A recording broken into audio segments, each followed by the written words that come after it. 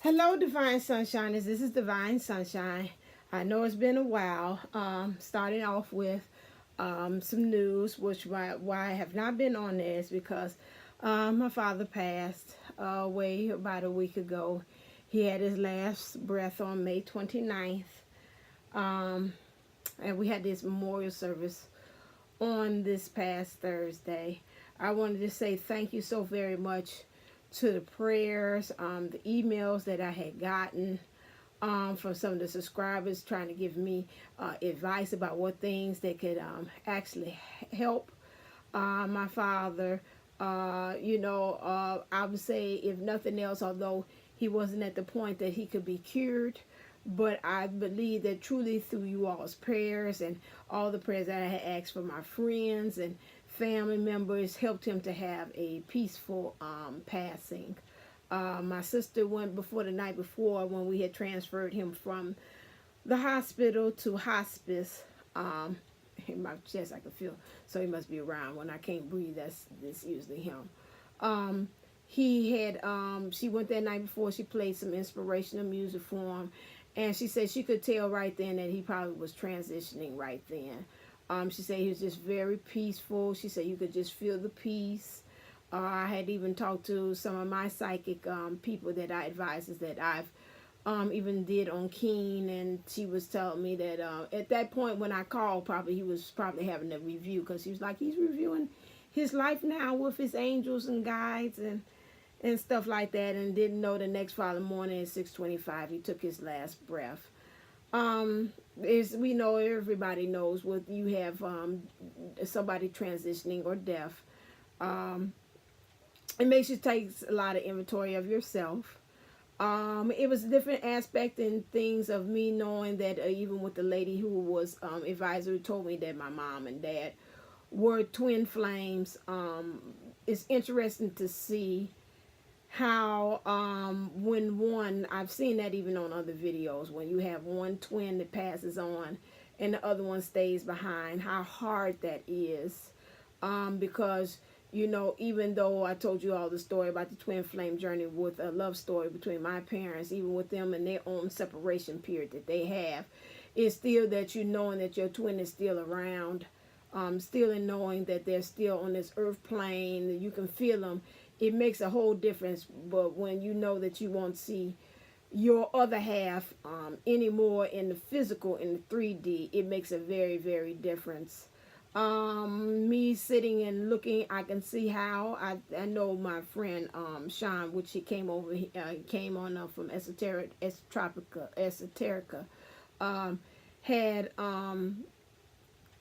had came on and hosted the show one time when I was subbing, and he told me about some of his past lives where he had transitioned in his life, and he could feel his twin and his essence coming to his body, and he became one, his twin, them. And I can see, I'm looking at them, and then I can see how even my dad and my mom have merged.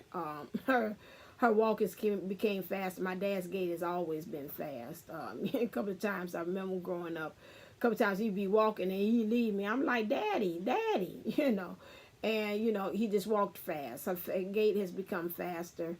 Different things of traces that is with him, that when I drive, he likes to pat the side of the car a lot of times to the beat to the music. Mom has never had did that or enjoyed bobbing her head to music. He would sing along or whatever.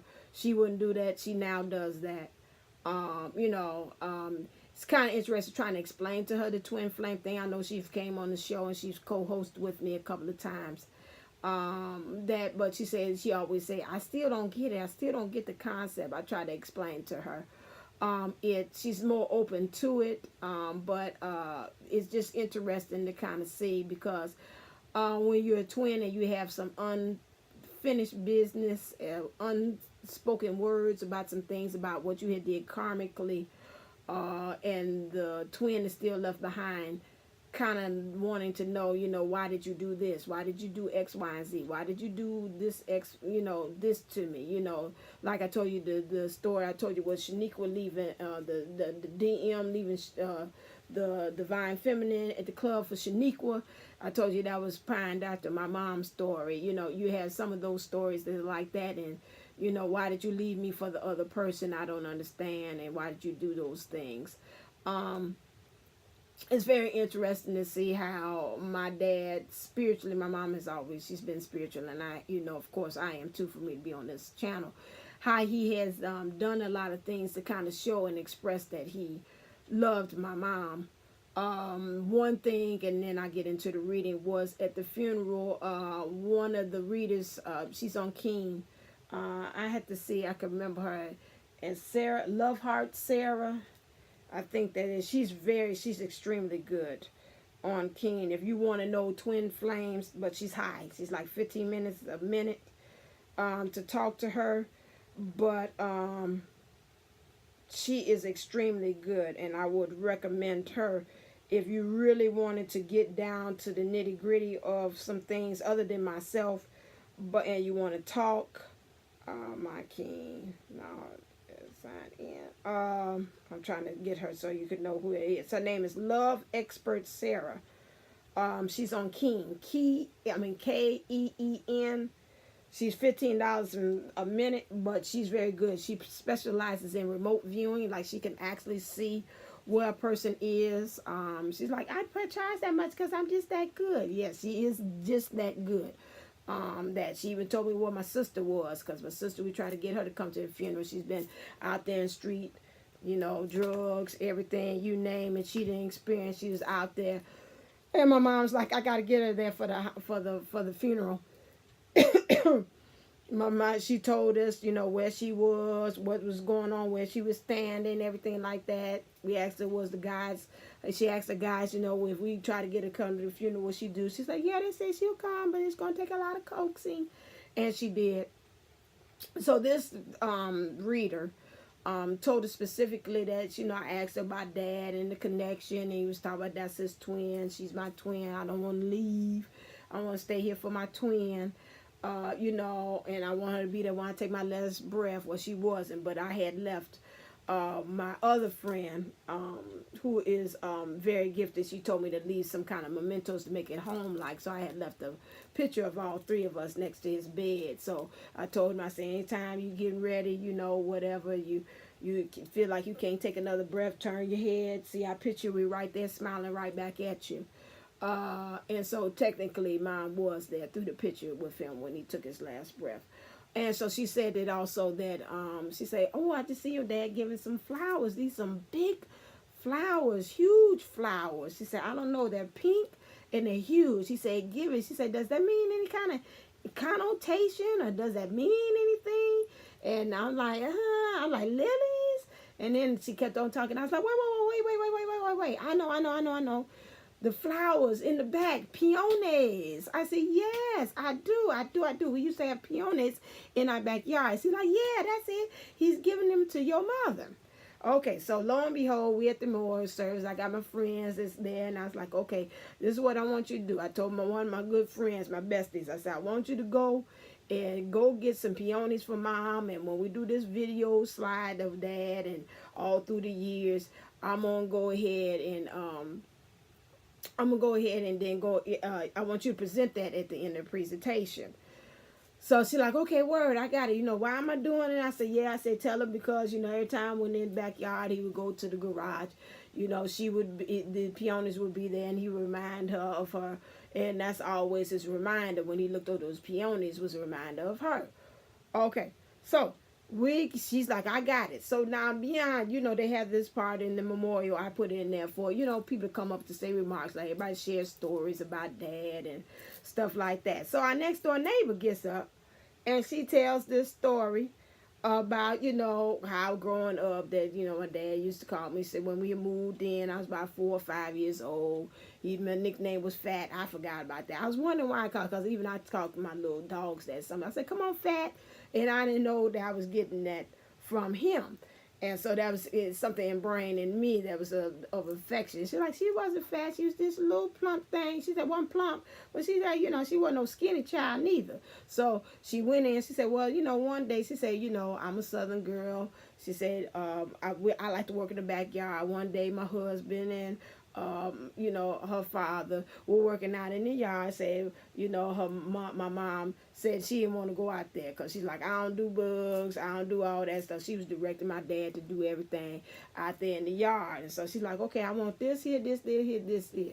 So then my next door neighbor's husband came in the door and came back from the yard. And so they was like, my next door neighbor was like, why are you back in here? I named him Charles. And he said, ooh, Bert gonna be in a lot of trouble. And so she's like, what do you mean? She said, Bert started cutting one of her favorite flowers back there in the back. And he said, I ain't gonna be out there when she go off, Shirley go off.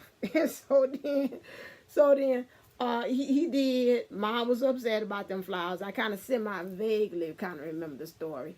And so then she went off on them. So she's like, she said, and these were peonies.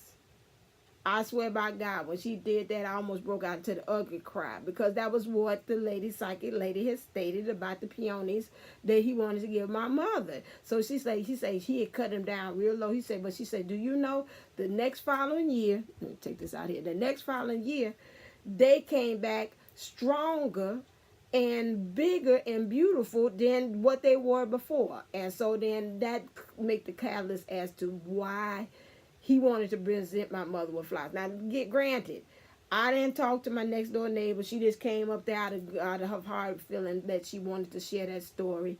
I told everybody to go get the flowers, and it all connected again. So I told my mom, I said, you know what, because she had been questioning about my dad. Did he know how much he loved her? And she, through his spirit, he comes to say, I know how much you love me. I know how much you love me. She's like, well, did he love me? And vice versa. And so then when that had happened, I teased my mom afterward. I said, listen here, next time you ever tell me that you don't think my father loved you, I'm going to hit you upside the head. And I mean that literally. I'm going to hear no more. If that is not another way that a man could profess his love through the 5th D, to show you that he loved you, and have us present flowers, had a lady tell the story about the flowers, had a psychic lady tell you about the flowers, I say it's no other manifestation that he could have done to show his love to you. So, that is what it is. This is what it's all about. Especially when we're talking about even passing on transitions.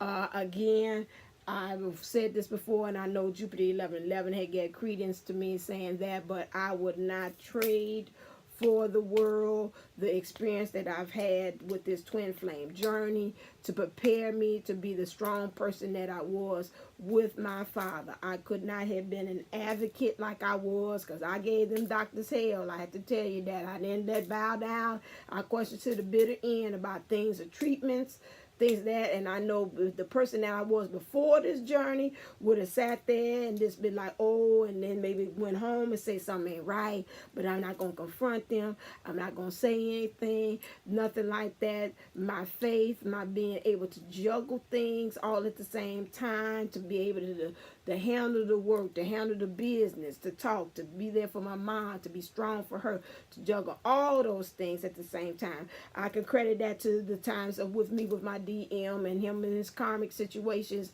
and me still crying and falling out and saying I still got to press on, I still got to push. I apply those same principles, of those lessons, of those tower moments into me also applying it to where I am now, where I was with my dad. And like I said, I look back in retrospect. Of course, yes, at the end I would love to have my dad still here with me, but I know was not in the cards, and that's not like how the life and the cycle goes.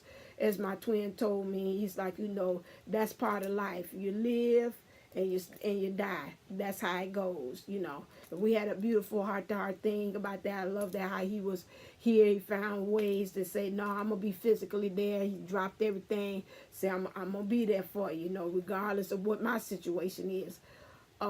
He was there for me as well. And we had a heart-to-heart exchange about that and what was going on with that. And, you know, I sat there and I said, man, you making me fall more in love with you now than ever before. I see what beautiful part you are, despite everything that happened on this journey. And like I said, and to thank God that I was there for my dad at the end was just really, really, really a beautiful thing. That I see why a lot of people that said they were caretakers and caregivers had stated that, you know what, you're going to look back and say, thank God. I know it's rough while you're going through this right now, Divine Sunshine, but I'm going to tell you this, that when you look back, you're going to thank God that you had that opportunity to be there for your father like that. And that is so true. You know, I thought about that this morning, that I just thank God for the opportunity to be able to have done that for him, you know, and I wouldn't trade it for the world. If they say you got to do it all over again, I'd do it over again, and I probably push myself to do 100 instead of 130. I push myself to do 200 because it was just real worth it. That to me, I listen to all the other people and they're talking about the death, and I'm still going through it. And I know they say you're just a babe, you're going to have problems, things at times, you have highs and lows about the whole situation. But when I seen them take his body, the funeral people zip him up, put him in the bag, excuse me for the graphic imagery, and they shipped him off, my mom said she couldn't handle it. I can understand that. I wanted it because I wanted finality of that, and I felt literally when they took him out, I felt my dad say, I'm going to take all the burdens and all the stress with me. Let me have it. And I'm gone. Soon as they had did that, I just felt a light airiness with my dad. It did. You know, I have moments because, of course, it's the 3D, the ego. So I miss him. I got to talk to, whatever. But I've seen a lot of signs. Dad being with me, lights flicker, things, electronic things that he manipulates. I hear his voice. We still had the conversations. You know, with me, I think I told it in a couple of videos back about how that in another life, when I did the past life hypnosis, how I had a husband that I was in denial. I let my husband stay in the bed for days, and I just went on about my day, dressed everything like my husband wasn't dead at all. I call him John. I think that might have been his name, John. And I let John sit there in that bed and lie there, and I knew he was gone, but it took me a while for me to come to that point to say, okay, he's gone. I gotta let him go. This lifetime, I think karmically with the cycle, I got it together to say that, you know what, we're going to do this more honorably than we did in that past life thing. We're going to do this at the point that we're going to honor him. We're going to accept what has happened, what has been presented to us, and we're not going to keep on living in denial about that this event has actually occurred. And so it helped me. I felt like I healed that part of that life, that whatever happened to me karmically with that I didn't learn that lesson and get it well. That with this, I feel like a part of me feels more empowered, more lighter about that. And, you know, I know a lot of people say, you know what, you're going to feel this, you're going to feel that, you know. And I like, you know, sometimes they're trying to make me feel bad that I'm not feeling bad about it. But then at the same time, I'm like, you know, that's not it. I feel like I had, like, really truly to me, it is finished. And I also seen a lot of things with the ascension and going on the transition, a lot of things like biblically, the 7 last words and the levels of how you ascend and when you get ready to transition too, as well. I seen a catalyst of that. So, you know what, it's just like, you know, right now at this point, I said I had to get back on here. I will do the reading, and next one I do this part 1. But just to say, just thank you. I felt your prayers. I believe my daddy felt your prayers as well. Your prayers really helped him to transition way peacefully, like it is that he accepted it. He fought very much so. He wanted to stay here. Even the psychic, she had said that love, Sarah, the expert, has stated that. She said he don't want to let go. He does not want to let go. He wants to stay. And so, you know, that he had gotten to the point that it was just very peaceful. And when it came times and they told him, no, you got to let this go, because his body was just, everything was shutting down. Everything was shutting down. He wasn't taking dialysis anymore. His heart was going down to 10%. But his mind was still there. So that really truly proves that when you got mind out over matter, I mean, to the point he wasn't talking, but them eyes of his was saying it all. My dad had like kind of bluish eyes, and some bluish gray eyes, and them they said it all. His mind was still, even to the point that even at that, I walking out the door and he's like, license. I said, what you mean license? What, your driver's license? License. And I was like, okay, well, hold on a second. That was before he had maybe two visits, 2 days before. And I said, what are you talking about? I went there in the back of the car. The license plate sticker is going to be up in a month. I'm like, okay, you ain't gone yet. You ain't gone in the mind. But, you know, like I said, when the body says this is kind of like a vehicle, and every dream that I used to have about them used to be about driving cars. When this vehicle is this betrayed, but your mind is still there. Just in life, what I'm saying for us for the living is truly mind over matter. With that, if you don't get anything else from this story, is your mind is a powerful thing. You get that in control, it can do anything. You know, and so we've got to really, truly, as us as divines, we got to really work on that. I'll talk about that in the next video. But I just wanted to make sure, just to say thank you. I felt the love. My father felt the love. He transitioned and passed over and went over the Rainbow Bridge with the love. I know to this day it was no question that he walked over knowing that he was loved. And he had given out love as well into return into the world. So I just say thank you so very much for that. The next video will be on the reading for the Divine Masculine and Divine Feminines for the week. But I had to stop, tell you the story, tell you about how the journey helps you in other areas, not just for the love and the romance, but why this twin flame journey comes along, which is to come to make you stronger, so you truly can be divine. Because I truly know that through this experience, I became my divine self, and I expressed. Still got some growing to do, but my divinity sure did come up, showed up and showed out through this whole experience. So I would say, until next time, stay uplifted, stay motivated, stay ascending. Namaste, Namago.